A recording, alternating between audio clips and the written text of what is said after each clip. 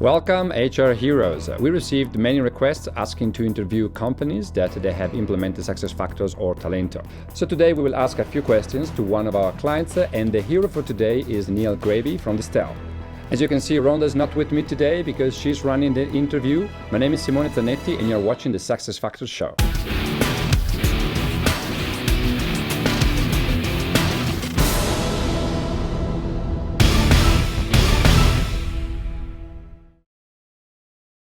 Allos has been sponsoring in these days Mastering SAP HR in Johannesburg, and we had the opportunity to meet clients and SAP executive. Rhonda is with one of our clients that implemented SuccessFactors, so we can share with you doubts and fears that they had at the beginning, how they resolved that, and if they are happy or not now with the implementation that they have. Distell is one of Africa's leading producer and marketer of spirits, fine wine, ciders, and ready-to-drink drinks. The group headquarters is in beautiful Stellenbosch, close to Cape Town in South Africa.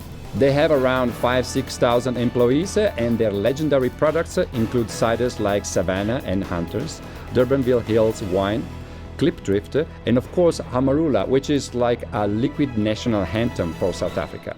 Rhonda, the stage is yours.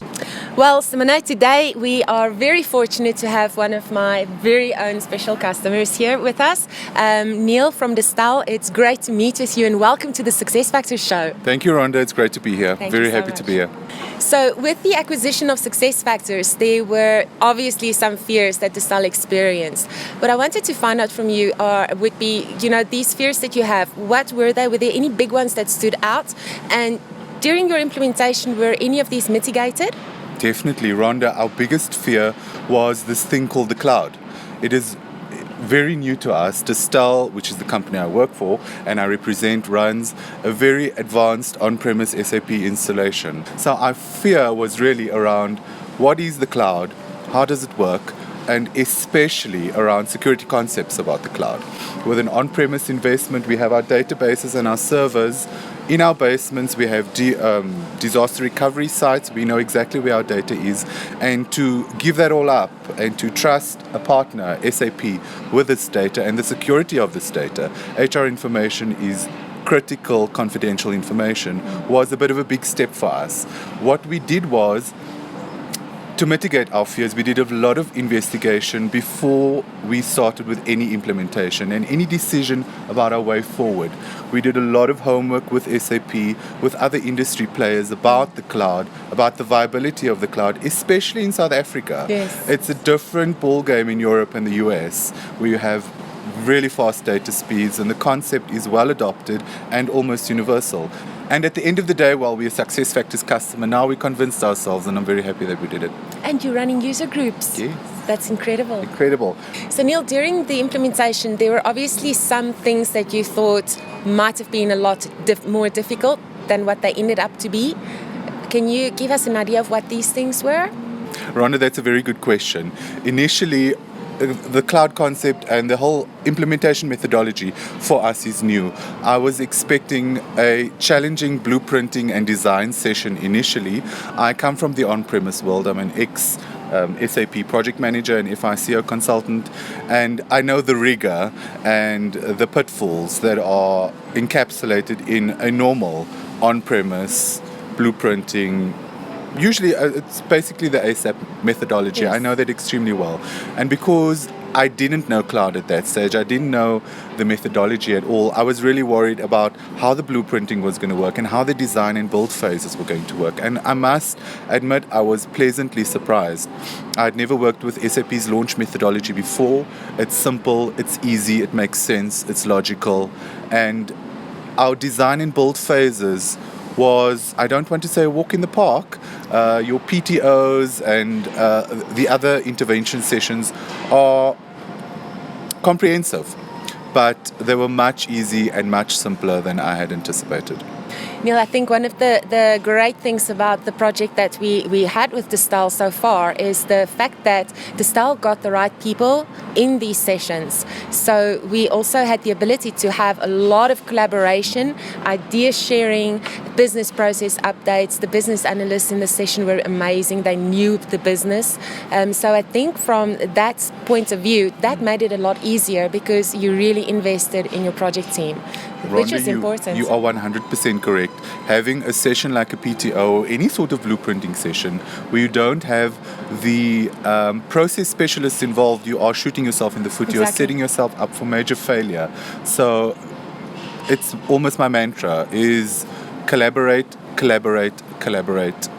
So Neil, the big question that I usually get from customers and talking about the project team and you being a program manager for Distell is what size should the project team be? And typically it's quite a shock to people to realize how much time the project team has to invest in the actual implementation and rollout. Mm-hmm. Rhonda, that was a very good question. Everything in this journey was brand new to us, but there's some classic project management principles that will always be there. Number one, when embarking on anything like this, you must have a dedicated project team. This can be nobody's side job or extra responsibility. Your team needs to be 100% focused on your eventual project end state. So this is not a part-time job. This is not an added responsibility. This is my job. SuccessFactors is my job. Our team size is extremely small, unbelievably.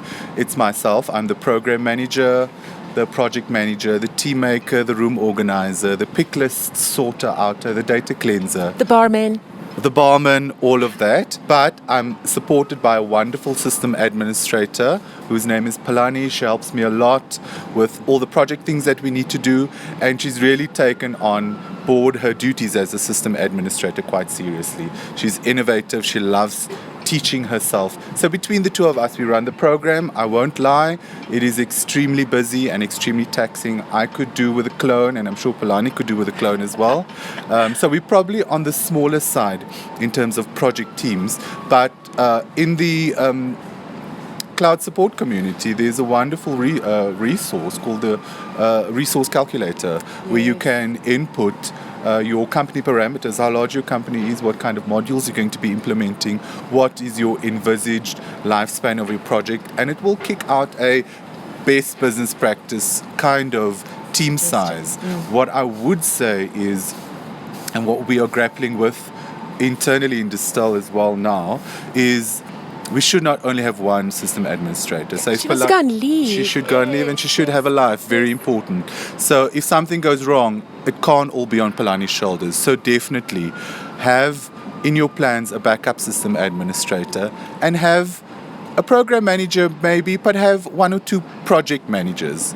Very often one of the classic project management 101 is a project manager must manage, project manager doesn't do. And what I find is when you get lost in the detail, you lose the big picture. And it's very important in a role like mine to always have sight of the big picture. Neil, how many modules do you currently have live? Currently, Rhonda, we are live with 3 modules. The names of things are changing all the time, but essentially what we are live with is a platform or foundation. We are live with performance and goals. We attained that go live in September last year, 2015, and we have attained our technical go live for recruitment management with marketing to follow. Fantastic. So all in all, there's 3 modules live, working really well, integrating with our on-premise investment. So that's where we are now. So Neil, just considering you've done more than one module at this stage already, what are some of the key concepts that you would like to give to someone viewing this with regards to implementing SuccessFactors? Right. So some of the learnings that we have out of this is, number 1, don't go into analysis paralysis. The cloud concept is a proven concept. It's used by thousands of customers all over the world. There's a little saying that I heard from one of our internal stakeholders was, don't spend 10 million rand to make a 10 million rand decision. I like that. There's a lot of intelligence and leadership that you can find out there. So obviously do your own homework, convince yourself, but don't convince yourself for 2 years about it, because then you know what, you've already missed the bus.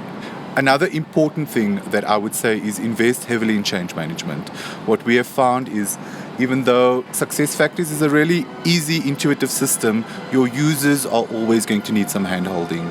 So think of a change management budget and then double it, because you will really need that additional support for your users to land the implementation properly, to encourage user adoption, and to make everybody feel a bit more comfortable. The last thing that I would want to say is, in giving advice, it's always best to start at the start. If I could do it over again, I would definitely consider implementing Employee Central first and then the other talent modules. But we are where we are, so we need to be pragmatic when it comes to these situations. But for new customers, especially if you do not have an on-premise investment, please start with EC, because that's the heart of SuccessFactors. Neil, then of course I have to ask, but I need to also just find out what your experience was with Allos during the implementation. Okay, so just to be frank, Allos is our implementation partner for SuccessFactors, and Rhonda is my project manager for our program. So all of that said, we've had a really wonderful experience with Allos, especially, I'm repeating this all the time, but it is brand new for us. SuccessFactors is a brand new product. The cloud was a new concept for us, and we did our homework intensely when it comes to who we were going to partner with. Our experience so far with Allos has been really wonderful. We've never felt alone. We've always been supported wonderfully by Rhonda and her team. One of the big takeouts that we can get from this is a lot of on-premise people don't really trust the remote build, but it works if you have a trusted partner. It's important to trust your partner, because when you go cloud, especially for on-premise customers, remember, you're relinquishing that power of building your system, yes, right? You yes. have to trust SAP with the system now. So it's really important that you have an implementation partner with deep SuccessFactors consulting skills that can help you on your journey. So my interaction with Allos so far, notwithstanding this interview, has been wonderful. And then I would also always like to find out if you have any points for us for improvement. Wow, now you're putting me on the spot, Rhonda. I think maybe just because we love interacting with you so much, come visit us a bit more. Oh, thank you so much, Neil. So yes, just on that, it's been a privilege to have this interview with you. Thank you very much for your time. It's a pleasure. And I look forward to engaging with Distell again soon, and a very prosperous relationship from that. Thank Wonderful. you so much. Thank you, Rhonda. Thank you. Ciao. Thank you, Rhonda, and thank you, Neil. I would like to summarize some takeaways of what we learned from Neil, because it could be very useful for companies that want to implement SuccessFactors or Talento. The first one is the fear of the cloud, which is very, very normal, especially coming from an on-prem situation. What Distell has done is a lot of investigation, and that gave them the comfort to go into the cloud. And then being into the cloud, the confirmation that is at least as safe as an on-premise solution. Collaboration is very important, not only with your staff, but with the SuccessFactors community and with your partners as well. Your internal SuccessFactors or Talento team to manage the system doesn't need to be huge, but it needs to be dedicated. It's not a part-time job that you can do on the side while you do something else. It's a full-time job. Neil suggested to start with Employee Central. EC is basically the core HR foundation of SuccessFactors. At Distell, they have a hybrid model. So they have something that is on-premise and they have the talent in the cloud. If he would go back, he would start with Employee Central. And then 5, do not underestimate change management. You're doing a fantastic job implementing SuccessFactors, and you want the adoption rate of your user to be absolutely very, very high. Otherwise, it's like you build a fantastic car and nobody's driving it. And finally, choose the right partner. Allos has been with SuccessFactors since 2005, always been in the cloud. And what's happening now is because SAP a few years ago acquired SuccessFactors, all the traditional SAP partners, they jumped into the bandwagon of implementing SuccessFactors in the cloud. But it's not exactly the same thing. It takes a year of experience to do a proper implementation. I'm sure you found some useful information from what Neil shared with us today, but if you have questions or different opinions, please write down in the comments box below or write us an email at info@allos.co.za. See you in the cloud. So I really like Distell's products, Neil. Do you like me? Please don't cut out. I do. I'm fan. Number one fan.